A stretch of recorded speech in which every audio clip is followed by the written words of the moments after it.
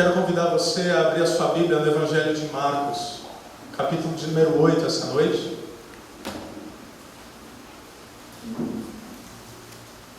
Evangelho de Jesus Cristo, segundo o relato de Marcos,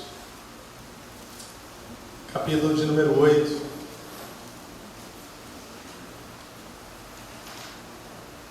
Eu peço que você me acompanhe na leitura dos primeiros 10 versículos.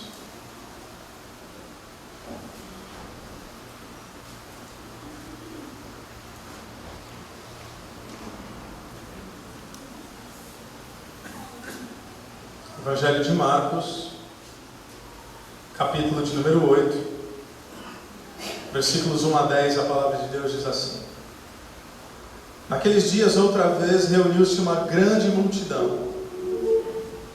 Visto que não tinham nada para comer, Jesus chamou os seus discípulos e disse-lhes: Tenho compaixão dessa multidão, já faz 3 dias que eles estão comigo e nada têm para comer. Se eu os mandar para casa com fome, vão desfalecer no caminho, porque alguns deles vieram de longe.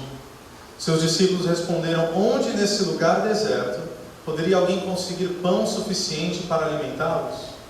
Quantos pães vocês têm? Perguntou Jesus. 7, responderam eles. Ele ordenou à multidão que se assentasse no chão, e depois de tomar os 7 pães e dar graças, partiu-os e os entregou aos seus discípulos, para que os servissem à multidão. E eles o fizeram. Tinham também alguns peixes pequenos, ele deu graças igualmente por eles, e disse aos discípulos que os distribuíssem. O povo comeu até se fartar, e ajuntaram 7 cestos cheios de pedaços que sobraram. Cerca de 4.000 homens estavam presentes, e tendo-os despedido, entrou no barco com seus discípulos e foi para a região de Dalmanuta. Vamos orar mais uma vez? Senhor Deus, todos os meus irmãos, todas as minhas irmãs que se prontificaram a vir aqui essa noite, vieram com um propósito. Primeiramente vieram trazidos pela Tua vontade, porque a Tua palavra diz que ninguém é atraído pelo Filho senão pelo desejo do Pai, e ninguém chega ao Pai senão através do Filho. Então a Trindade nos trouxe aqui essa noite, e por isso nós somos gratos. Mas também, Deus, nós estamos todos aqui desejosos em sermos alimentados por Ti. Assim como diariamente nós nos alimentamos o nosso corpo físico, nós precisamos agora, nós queremos nesse momento ser alimentados espiritualmente, esse pão que vem do céu, que é a Tua palavra, Deus, e que é o próprio Jesus Cristo manifesto na Sua palavra. Então, que o Teu Espírito possa ministrar as nossas vidas, as nossas mentes, aos nossos corações, traz luz, traz vida, derrama graça sobre nós, através das Santas Escrituras. Assim nós pedimos, no nome de Jesus. Amém. Amém. Bom, essa passagem em Marcos 8 é uma passagem muito interessante, porque se você tem caminhado conosco nessa jornada através do Evangelho de Marcos, e nós já temos aprendido que o Evangelho de Marcos é um Evangelho de um Deus em ação, um Evangelho de um Deus servo, um Evangelho de um Deus que está sempre se movimentando na pessoa de Jesus.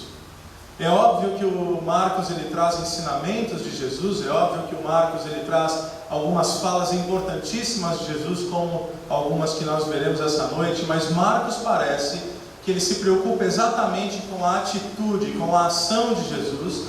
E o Evangelho de Marcos, ele vai se movendo a uma velocidade que realmente a ideia que me parece que o autor quer trazer é que Jesus não tem tempo a perder. Então, simplesmente ao olhar para essa realidade e a forma como Marcos retrata Jesus, mostrando que ele não tem tempo a perder, isso já se aplica às nossas vidas, porque a verdade que era o que estava sobre Jesus está também sobre nós. A palavra de Deus diz que os dias são maus. A palavra de Deus diz que nós não temos tempo a perder. Então nós vemos isso em Jesus e nós somos encorajados da mesma maneira.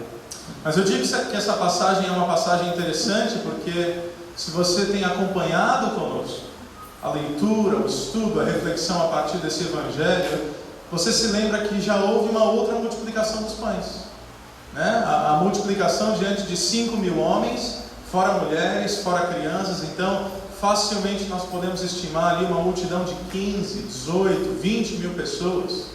Porque se você pensar, homens mais mulheres e 1, 2, 3, 4 crianças, então essa multidão ela cresce numericamente de modo assombroso.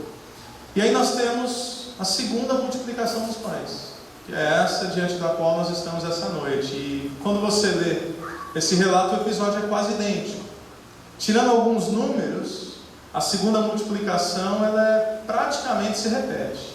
Antes era 5.000, aqui são 4.000, lá tinha 12 cestos, aqui 7 cestos, lá 5 pães, aqui 7 pães. Mas eu gostaria de propor para vocês que, embora as histórias quase se repetem, existem lições extremamente preciosas a serem aprendidas aqui.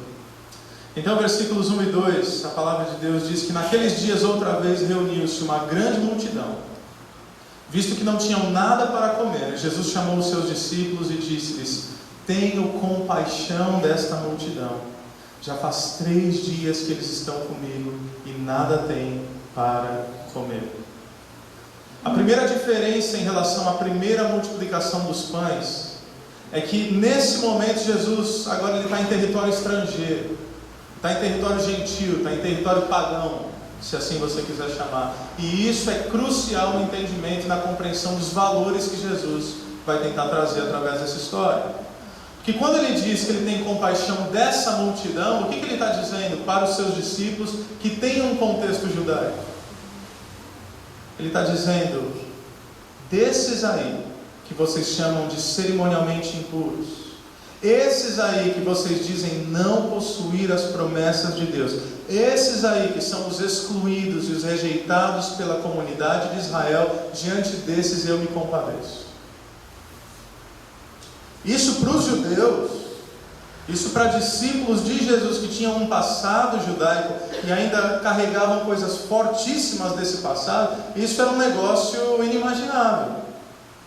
E eu penso que Jesus, quando ele fala essas coisas, obviamente ele não está fingindo nada disso, ele realmente sente-se movido em prol dessa multidão, movido em prol dessas pessoas. Mas eu penso que ele quer incluir os seus discípulos na sua compaixão. Isso é tão importante, porque a comunidade dos discípulos de Jesus seria responsável pelo cumprimento da missão após a partida de Jesus. Jesus ele caminhava resolutamente para a cruz. Jesus sabia que seu ministério tinha prazo de validade. Jesus sabia que se aproximava o tempo onde ele haveria de sofrer o martírio, ser crucificado. Sim, ele ressuscitaria no 3º dia. Sim, ele teria mais 40 dias sobre a terra falando coisas relacionadas ao reino de Deus. Mas depois disso ele ascenderia aos céus. É o que nós vemos em Atos capítulo 1. Jesus sabia dessas coisas. Então quando Jesus ele traz os discípulos para essa cena e fala: eu tenho compaixão dessas pessoas, Jesus não está fazendo, aliás ele nunca fez nada por acaso. Jesus não desperdiçava tempo, Jesus não desperdiçava suas palavras, tudo era muito bem pensado. E como eu disse, com o passado judaico, os discípulos certamente ainda teriam dificuldade para ministrar a todo aquele que não era judeu. Você se lembra em João capítulo 4, o episódio da mulher samaritana, que ainda estava em território judaico. Os samaritanos eram rejeitados pelos judeus, mas ainda estava dentro do território de Israel. E quando os discípulos chegam em João capítulo 4 e veem Jesus falando com uma mulher samaritana, o texto diz que eles ficaram perturbados. O que o mestre está falando? Primeiro, com uma mulher.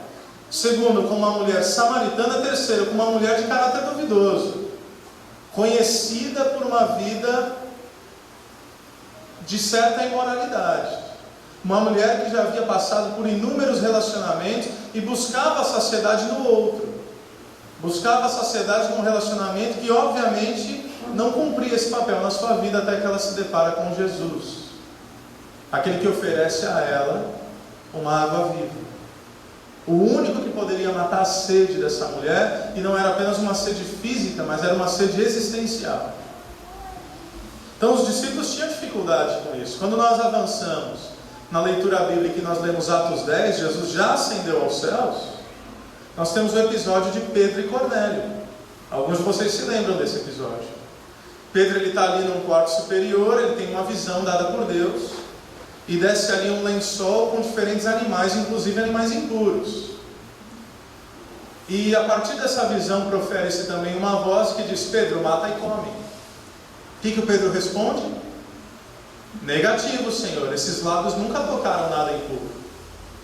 Por 3 vezes existe esse diálogo: mata e come. Não posso comer nada impuro. E aí Deus fala pela 3ª vez: não chame impuro aquilo que Deus purificou. O que Deus estava falando é: não existe mais coisas impuras, existe um coração impuro. Não existem mais pessoas impuras, não existe mais uma dieta impura. Existe a maneira como você se aproxima diante dessas coisas, com que motivação e com que coração. E isso era uma preparação para Pedro. Por quê? Porque logo após essa visão, vem um enviado de um homem chamado Cornélio, Cornélio sendo ele gentil, que queria falar com Pedro. Porque Deus havia se revelado ao Cornélio, dizendo onde Pedro estava, ou seja, um gentil. E Pedro chega lá, e é interessante que Pedro ele vai, ou seja, entendendo que Deus estava se comunicando com ele, ele vai, o que já é uma grande vitória. Só que ele chega para pregar o Evangelho, e a primeira coisa que ele fala, você pode ir lá em Atos 10 depois e ler, ele já chega falando: olha, não era nem para eu estar aqui, porque vocês são impuros, mas eu vim aqui para pregar-lhes o Evangelho. Pedro mal começa a falar, o Espírito Santo vem sobre aquele homem, sobre a sua família, todos são arrebatados com o Espírito Santo de Deus, se convertem, é uma coisa doida que acontece ali. E aí o Pedro finalmente entende: opa, a salvação é também para os gentios, e o Espírito Santo é também para os gentios. Esse negócio era tão forte, gente, que isso avança até Atos 15, porque Paulo está ministrando em Antioquia, e em Antioquia, que não faz parte ali do território de Israel, as pessoas estão se convertendo.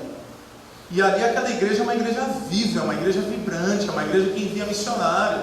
Era a igreja que suportava Paulo e Silas, era a igreja que suportava Paulo e Barnabé nas suas viagens missionárias. Só que chega um determinado momento em que a igreja em Jerusalém fica em dúvida. E ela fala: não, chama lá o Paulo, chama o Barnabé, chama o pessoal, porque nós queremos ouvir o que está acontecendo. A dúvida deles era o seguinte: é possível ser salvo e ser cristão sem antes observar a lei? É possível ser cristão e é possível ser salvo a partir da graça mediante a fé? Sem guardar o sábado? Sem cumprir a dieta judaica? Sem cumprir uma série de outros ritos que os judeus cumpriam? E finalmente em Atos 15, no concílio de Jerusalém, é dito e sacramentado: sim, é possível. Sim, o Evangelho é pela graça. Sim, a salvação é também para aqueles que não são judeus. E aí apenas 2 recomendações para aqueles irmãos naquele contexto é: primeiro, recomende os irmãos a se absterem de imoralidade sexual e comida oferecida aos ídolos, para que os irmãos judeus, nesse caso, não passem a tropeçar pela liberdade que os gentios assumiram em Cristo. Então, isso era forte. E aqui está Jesus. Eu imagino como isso soou nas mentes e nos corações dos seus discípulos. Jesus olhando para uma multidão de excluídos, de impuros, daqueles que não são do povo de Deus, e dizendo: eu me compadeço, eu me sinto movido, eu sofro por causa dessa gente. Sabe qual é o primeiro princípio aqui? É que a comunidade dos discípulos de Jesus é aquela que vai onde ninguém mais vai. Onde ninguém mais vai. Talvez você já tenha ouvido falar de uma instituição cristã chamada Visão Mundial. Certa vez conversaram com o presidente da Visão Mundial, um diplomata da ONU chegou para esse presidente da Visão Mundial e falou o seguinte: olha, como é que vocês fazem o que vocês fazem? Porque nós somos das Nações Unidas, e nós estamos no mundo inteiro, mas quando nós chegamos como ONU, com ações humanitárias, a lugares mais longínquos, nós chegamos lá e a Visão Mundial já está lá. Como é que vocês fazem isso? Qual é a motivação de vocês? O que vocês ganham com isso? Eu não lembro todos os detalhes, a resposta foi muito melhor do que eu vou transmitir aqui, mas em resumo, esse presidente da Visão Mundial disse o seguinte: nós vamos porque foi o que o nosso mestre nos ensinou a fazer. E por que nós vamos? Exatamente porque ele nos disse que nós deveríamos ir. A comunidade dos discípulos de Jesus é aquela que vai onde ninguém mais vai. Ela vai até o necessitado. Ela vai até o excluído. Ela alcança o perdido como um todo. De modo que na igreja de Jesus não há mais qualquer tipo de barreira. Não há barreiras étnicas, não há barreiras culturais, não há barreiras raciais, não há barreiras socioeconômicas, porque Cristo veio e Ele é tudo em todos para a glória de Deus. E isso é a igreja de Jesus Cristo. E nesse episódio, a necessidade dessas pessoas aqui era prática, era material. Ele diz: eu tenho compaixão dessa multidão, porque já faz 3 dias que eles estão comigo e nada tem o quê? Para comer. Eles estavam sedentos, eles estavam famintos pela palavra. Jesus era hipnotizante.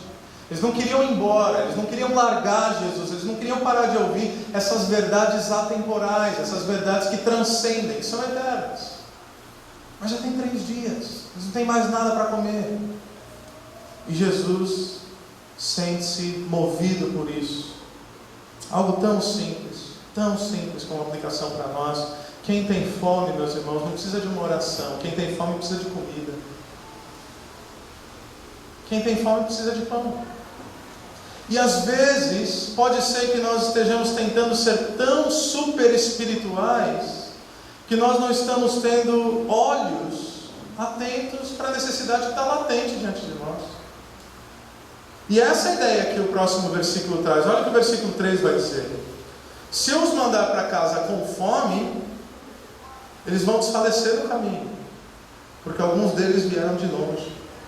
Em outras palavras, Jesus está dizendo: mandá-los embora agora sequer é uma possibilidade, porque eles não vão dar conta, eles não vão aguentar. E é importante nós sabermos que há momentos na vida cristã em que não fazer nada se torna uma denúncia do nosso pecado.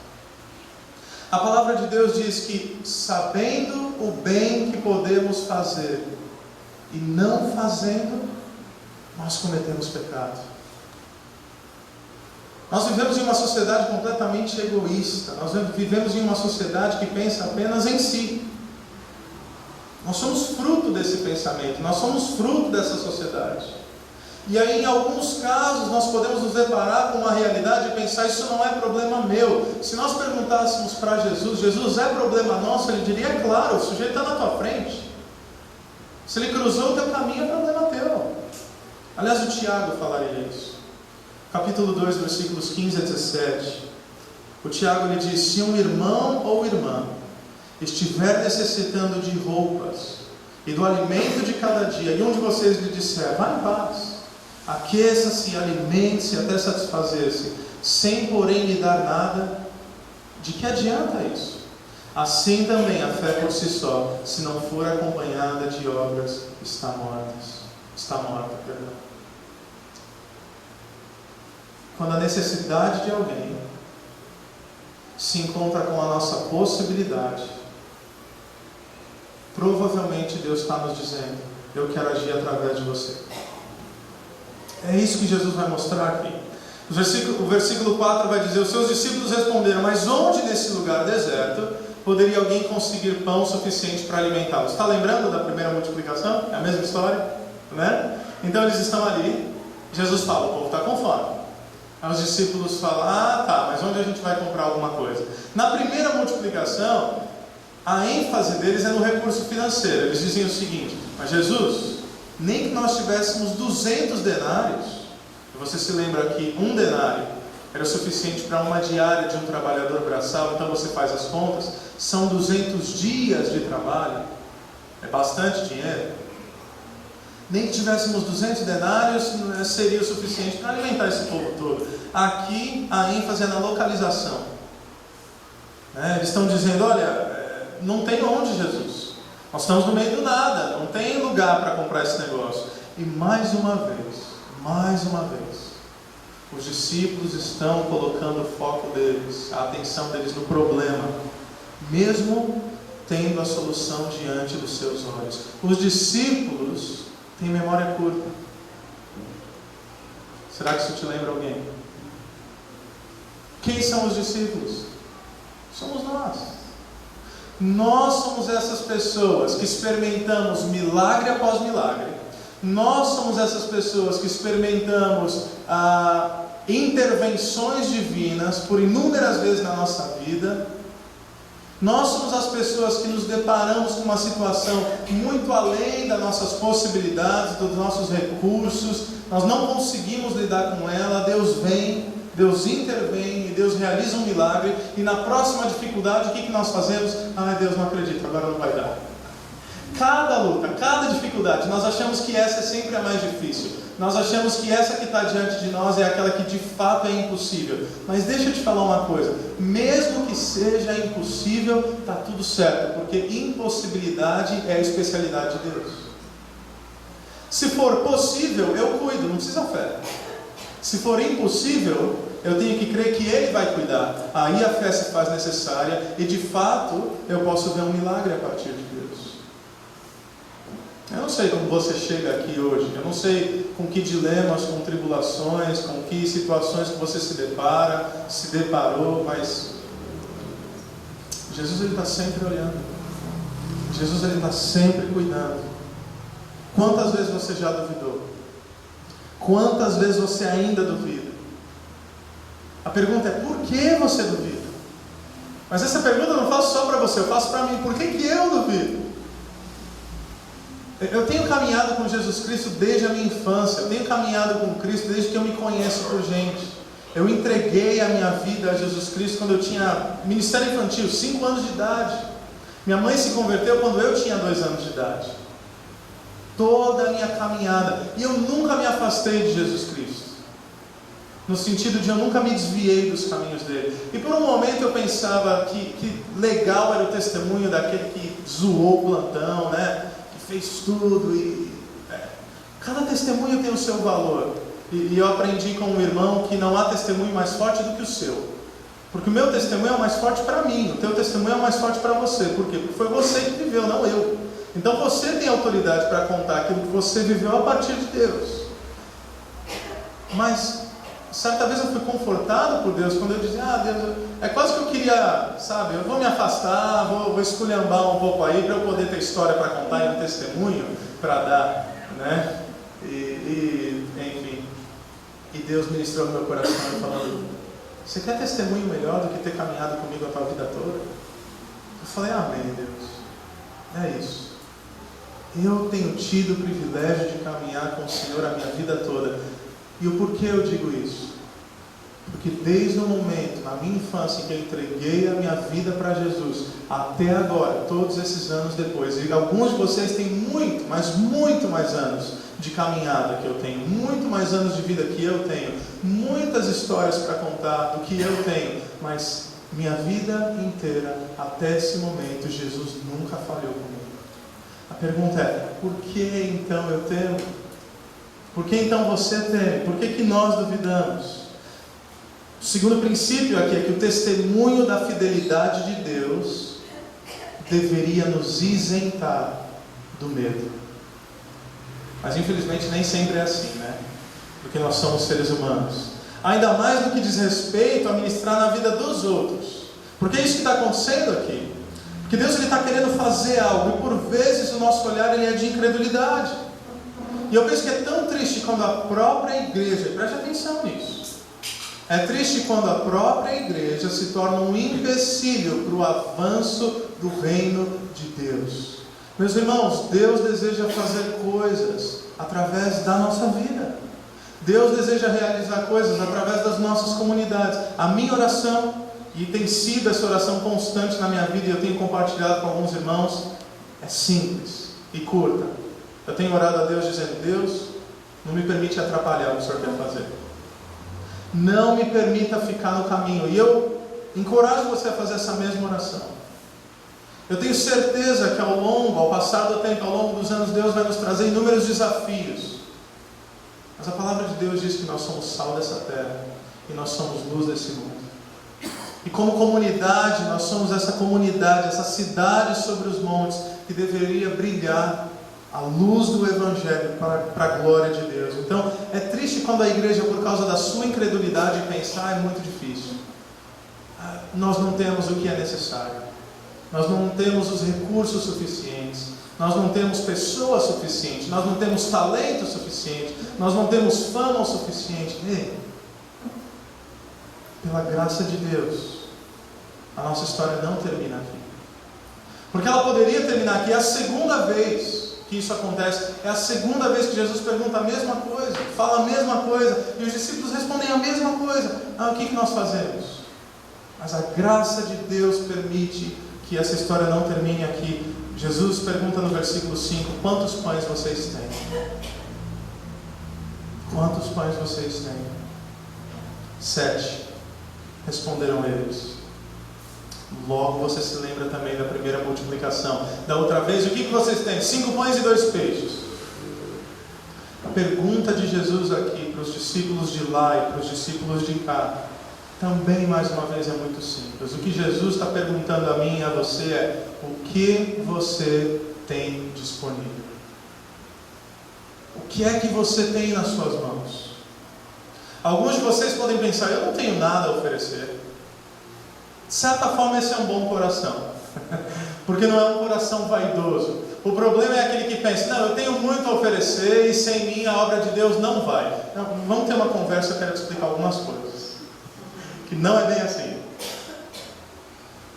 Mas de repente alguns de vocês estão pensando: eu não tenho tanto a oferecer, eu não tenho tantos talentos, eu não tenho tantos dons, eu não tenho tantos recursos, eu não tenho tanto tempo, eu nem tenho mais tanta energia assim. Ou para os mais jovens: eu não tenho tanta experiência para contribuir. A única pergunta que Jesus está fazendo não é se aquilo que você tem é importante, valioso ou suficiente a partir da sua própria lógica. A única pergunta que Jesus está fazendo é: o que você tem? O que você tem? Porque o que você tem foi dado por Ele. O que é que você tem em suas mãos? Adam Paul, um teólogo, ele disse que as atividades de Deus tornam o homem novamente humano e por isso não passivo. A graça de Deus é proativa. A graça de Deus em nós não gera um comodismo. A graça de Deus em nós nos encanta de tal maneira que agora a nossa pergunta é: Senhor, o que o Senhor pode fazer através da minha vida? Eles não têm quase nada. O que são 7 pães para 4.000 homens, fora mulheres e fora crianças? Fala você, é suficiente? É óbvio que não. 7 pães. O que nós temos? O que está nas suas mãos? O que você tem disponível? Terceiro princípio: nosso pouco nas mãos de Jesus é mais do que suficiente.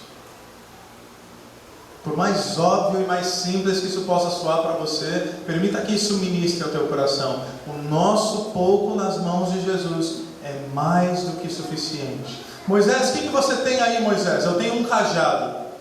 Mais que suficiente. Davi, você está indo matar esse gigante, o que você tem na mão, Davi? Eu tenho 5 pedrinhas e uma borrachinha. É mais do que suficiente. Salomão, o que você tem? Você é tão jovem, você não tem experiência, o que você tem? Eu tenho desejo de ser sábio e eu tenho desejo de reinar de modo justo. Pedro, o que você tem? Eu tenho um barco. O que você tem? Que conhecimento que você tem? Que talento que você tem? Que dom que você tem? Qual o tempo que você tem? Qual é o recurso que você tem? E eu ouso dizer que cada um de vocês tem um pouco de tudo isso que eu acabei de citar. Todos nós temos dons, porque o Espírito Santo de Deus nos concedeu. Todos nós temos talentos, aptidões naturais, porque o Criador dos céus e da terra nos concedeu. Todos nós temos tempo. Alguns um pouco mais, alguns um pouco menos, mas temos tempo. Todos nós temos recursos, porque ninguém vive apenas com aquilo que lhe é suficiente. Todos nós temos mais do que aquilo que nos é suficiente. Então você tem pouco, coloque nas mãos de Jesus, porque o teu pouco é mais do que suficiente, às vezes, para abençoar milhares de pessoas. As grandes histórias dos heróis da fé eram homens simples, que não tinham muito a oferecer, mas tinham um coração desejoso em servir a Deus. Lembra-se de Isaías no capítulo 6? Eu sou um homem impuro, eu sou um homem de lábios impuros, Mas assim que ele é tocado pelo anjo, o que ele diz? Eis-me aqui, envia-me a mim. Ele não está dizendo, envia-me por todas as capacidades que eu tenho, mas envia-me a despeito das minhas falhas.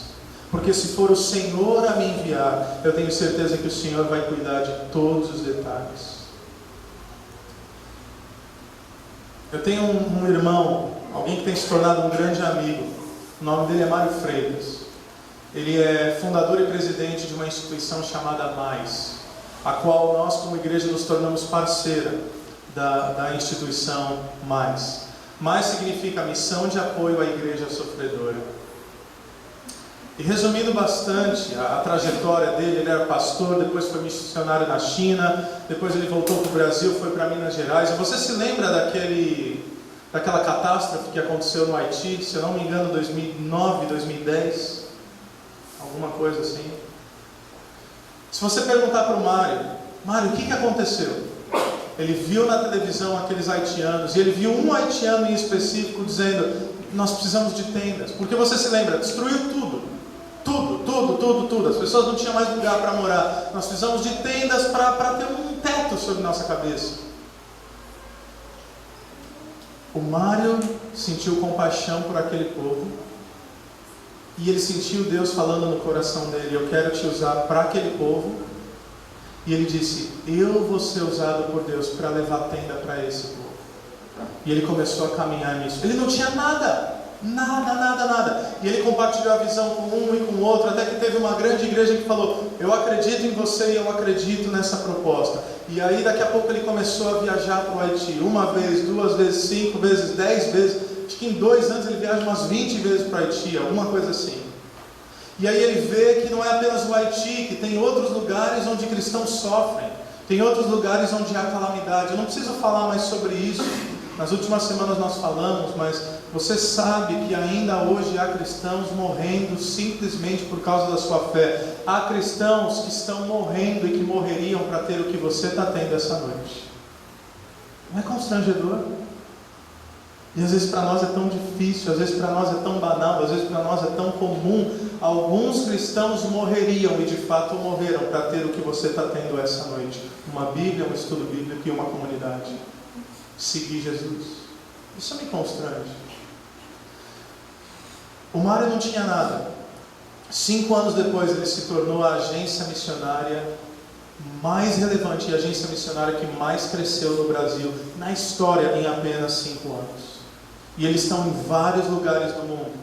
Vários lugares do mundo. Por causa de um desejo, por causa de uma compaixão e por causa de uma oração. Deus, eu vou ser essa pessoa que vai ser usada pelo Senhor. E Deus concedeu esse desejo no coração do Mário. Continuando, versículos 6 e 7. Ele ordenou à multidão que se assentasse no chão.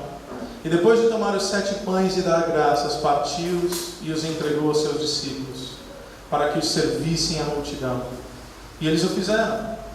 Tinham também alguns peixes pequenos, e ele deu graças igualmente por eles, e disse aos discípulos que os distribuíssem.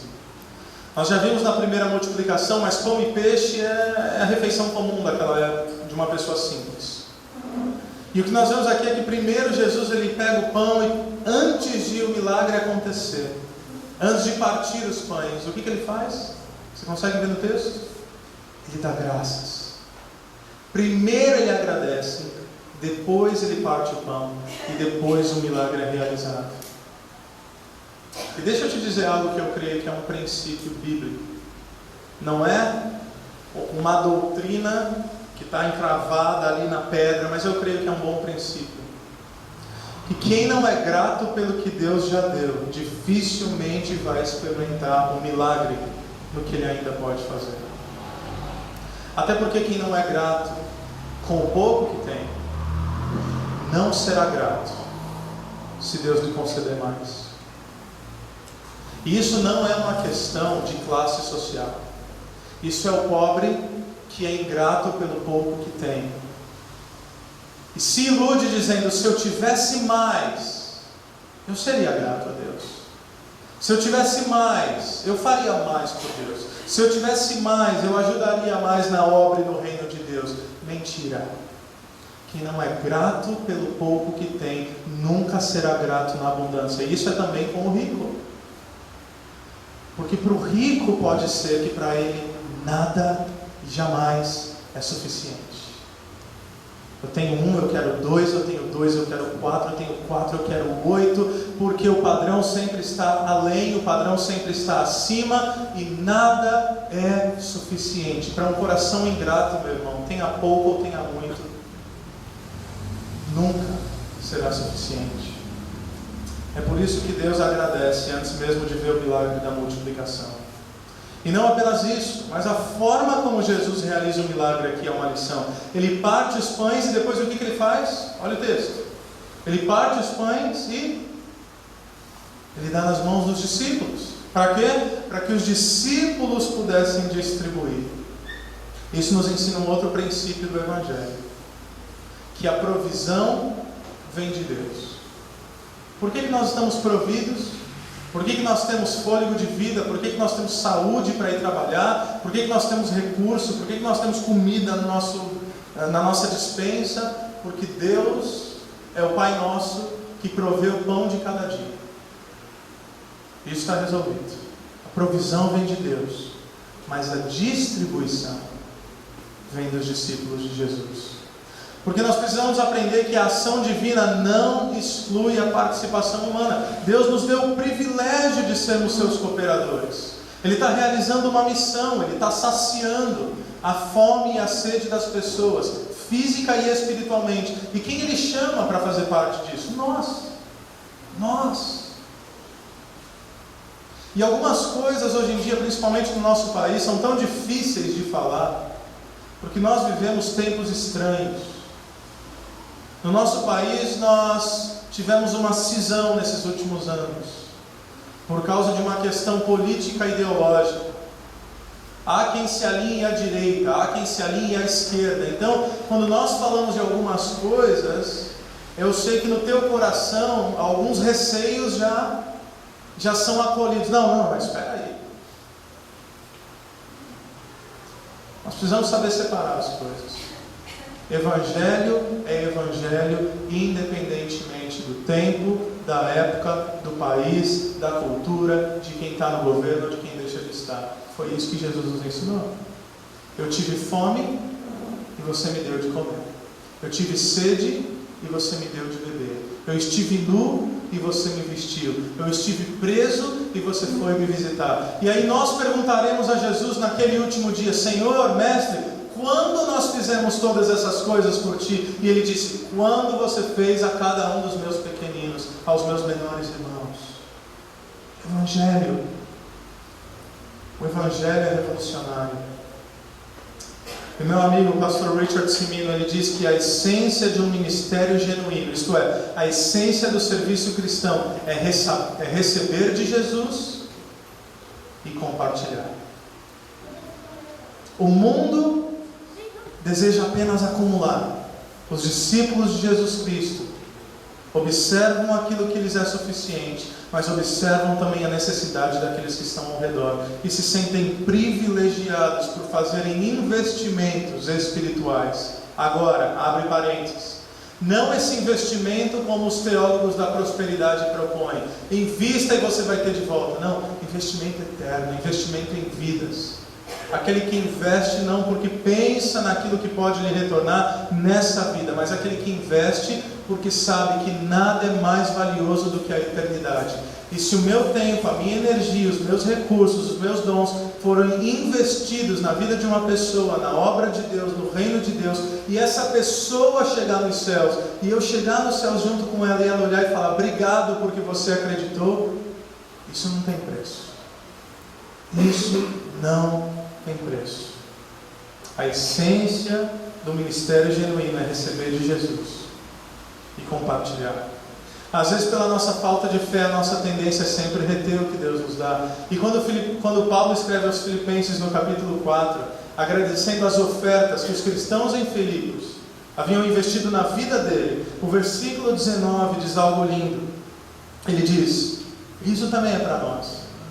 O meu Deus suprirá todas as necessidades de vocês, de acordo com as suas gloriosas riquezas em Cristo Jesus.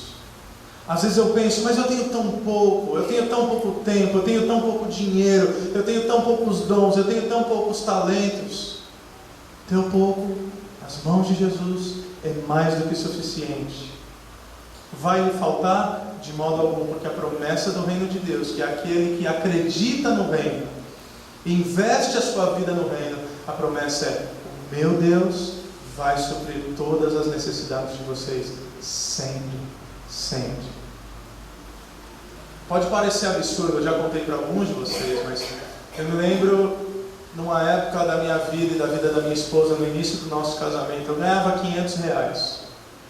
R$500. E eu ganhava R$500, a minha esposa ganhava R$500 no ministério. E aí tinha um irmão nosso, que parecia que ele estava passando dificuldades. E aí eu e minha esposa conversamos e nós falamos assim: então, nós não temos muito. Você não acha que R$500 é muito, né? Para passar o mês, ou 1.000, que seja. Nós não temos muito, mas aquele irmão era um missionário, no caso. E nós falamos: que tal nós ajudarmos esse irmão? E aí nós entendemos de Deus, sim, era o tempo de nós ajudarmos aquele irmão. E nós fizemos um compromisso com ele, que além daquilo que nós entendíamos para a obra de Deus, a 10ª parte de tudo que tínhamos, nós decidimos dar 10% dos nossos rendimentos para aquele irmão, como um outro dízimo investido na missão. Aí você deve estar pensando em fazer na conta, e você se pergunta: como? Até hoje eu não sei como. Mas o meu Deus nunca deixou de suprir as minhas necessidades, de acordo com suas gloriosas riquezas em Jesus Cristo, porque foi o que Ele disse que Ele ia fazer, e é o que Ele tem feito. Nós chegamos muito perto, eu e minha esposa, muito perto, de passar extrema necessidade. Na verdade, em alguns momentos nós passamos privação. Nós tivemos uma refeição e a próxima nós não tínhamos. Isso não é linguagem figurada. Nós tivemos uma refeição e a próxima nós não tínhamos. Mas de uma maneira ou de outra, Deus sempre supriu as nossas necessidades. Cuide das coisas de Deus. Acredite no reino de Deus, e Deus vai cuidar de você, eu não tenho dúvida. Versículos 8 a 10, encerrando: o povo comeu até se fartar, e ajuntaram 7 cestos cheios de pedaços que sobraram. Cerca de 4.000 homens estavam presentes, e tendo-os despedido, entrou no barco com seus discípulos e foi para a região de Dalmanuta. Então 7 cestos. A palavra para cesto aqui é diferente da primeira multiplicação. Lembra que sobrou 12 cestos? Você pode pensar: nossa, agora tinha mais pães e sobrou menos comida. Não, cesto ali naquela primeira multiplicação era a ideia do lanchinho do menino que estava passando, lembra? Um cestinho individual. A palavra para cesto aqui é a mesma utilizada quando o apóstolo Paulo desce por uma muralha dentro de um cesto. Você se lembra dessa história? Então era um cesto grande. Então o que está dizendo aqui é que sobraram 7 cestos cheios de pedaços de pão. E tem tantas outras coisas que nós poderíamos ver nesse texto, mas é um texto quase idêntico. Um episódio quase idêntico ao primeiro episódio da multiplicação dos pães. Mas a pergunta é: por que Jesus repete uma lição quase de modo idêntico aos seus discípulos? Eu creio que só há uma resposta: por causa da sua graça. Por causa da sua graça. Em primeiro lugar, porque pode ser, e ficou provado na verdade, que os discípulos não haviam absorvido tudo da primeira vez. A mesma coisa acontece com a tempestade, você se lembra? Eles estão no meio da tempestade, eles acham que eles vão morrer, Jesus está deitado dentro do barco, e eles acordam Jesus e falam: Jesus, só precisa acalmar a tempestade. Ele fala: gente, pelo amor de Deus, não tem um mínimo de fé? Pronto, acalmou a tempestade, está tudo certo. Isso acontece de novo, só que Jesus não está no barco dessa vez. Mas o princípio era o mesmo. Jesus não estava no barco, mas Jesus havia concedido a fé necessária para acalmar a tempestade. Mas isso não acontece. Eles passam pela tempestade, eles falam, vou morrer. E aí Jesus vem e fala, caramba, vocês não têm fé mesmo, né? Tá bom, acalmou a tempestade, está tudo certo, eu entro no barco com vocês. Assim é a multiplicação dos pães. De todos esses princípios, de todas essas verdades, alguns de vocês já ouviram isso. Jesus, pela graça dele, está repetindo a história, para que você entenda. Para que eu entenda. Para que nós possamos perceber aquilo que ele quer nos ensinar. Porque a gente ouve a primeira vez, fica meio atordoado e fala, será que eu entendi direito? Não, e aí já passa. E as dificuldades da nossa vida e a gente não absorve. Aí Jesus repete, fala, é isso mesmo que eu estou ensinando a vocês. E em segundo lugar, e o que mais ministra no meu coração, por que Jesus repetiu essa história? Para nos mostrar que ele nunca desiste de nós. Jesus poderia se frustrar. Se coloca no lugar de Jesus. Ele já acalmou a tempestade 2 vezes. Ele já multiplicou o pão. A história se repete. Ele usa as mesmas frases. É meio assim, vou usar as mesmas frases para eu ter certeza que está seguindo aqui o raciocínio com as mesmas coisas. Ele fala as mesmas coisas. Estou com compaixão aí dessa multidão. Eles precisam de algo para comer. O que os discípulos falam? Como Jesus? Não tem jeito. Gente, se eu fosse Jesus, fala, não dá. Pai, deu. Já era. Esse povo não entende, estou indo embora. Me manda para a cruz logo, acaba com esse sofrimento, o senhor faz o resto, que eu não dou conta. O fato dele repetir essa história mostra que ele não desiste de nós. Ele vai repetindo as lições das nossas vidas, não é assim? E de fato é como uma escola. Você passa por uma prova, se você é reprovado, o que acontece? Bom, você faz a prova novamente. E se você for reprovado, o que acontece? Você faz a prova novamente. E diferentemente, de repente, de um professor, nós temos professores aqui, eu quero ter um cuidado, mas diferente de um possível professor que simplesmente quer ver você indo mal na prova, embora nenhum professor tenha esse desejo, mas todos já tiveram professores assim, né, que tinham o prazer de reprovar o aluno. Não foi todo mundo que passou na minha aula, não. Jesus é esse mestre amoroso que fala, meu filho, está aqui essa lição. Não aprendeu?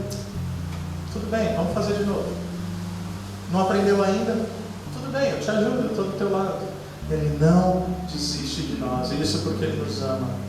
Isso porque Ele é cheio de graça, Ele é cheio de compaixão e Ele é cheio de misericórdia. Que essas verdades vistas na palavra de Deus essa noite possam ministrar aos nossos corações tantas verdades.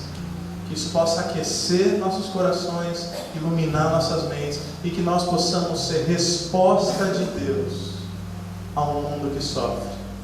Porque Deus usou alguém na tua vida para o Evangelho chegar até você.